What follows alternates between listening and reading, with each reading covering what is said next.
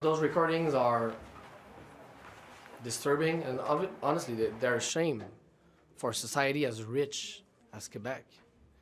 Now, how come someone in charge of an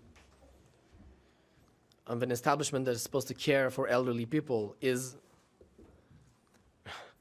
goes to the emergency public line to get staff to take care of the residents? That's unbelievable. I mean, it's unbelievable, and it's a failure of the Quebec system.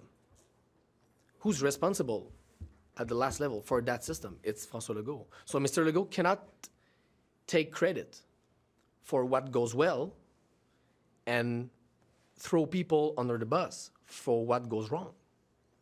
Either he's responsible for the Quebec dealing of the pandemic, either he's not. So it's a lack of courage to say what went well is because of me and my team, but the worst of the worst of the worst, we have nothing to do with this. It's a lack of courage.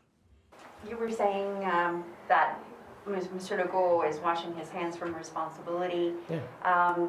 He blamed Madame McVeigh, essentially. So who's at fault? Are you saying that Mr. Legault, it just ends with him, starts with him, and ends with him? Well, at the end of the day, the bucks stop at Mr. Legault.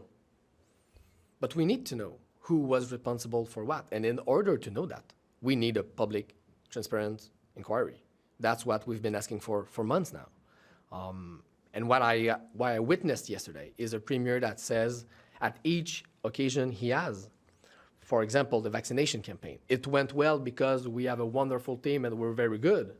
But when a tragedy happened, then he's looking for someone to blame for the failures. So either you're responsible for the Quebec dealing of the pandemic or you're not. You cannot only take credit for what went well. You have to assume that some things went wrong. You have to accept that you have answers to give, and you have to accept to put in place the necessary transparent process to find the answers to those questions. And that's a public inquiry. Excellent. And that's how democracy is supposed to work.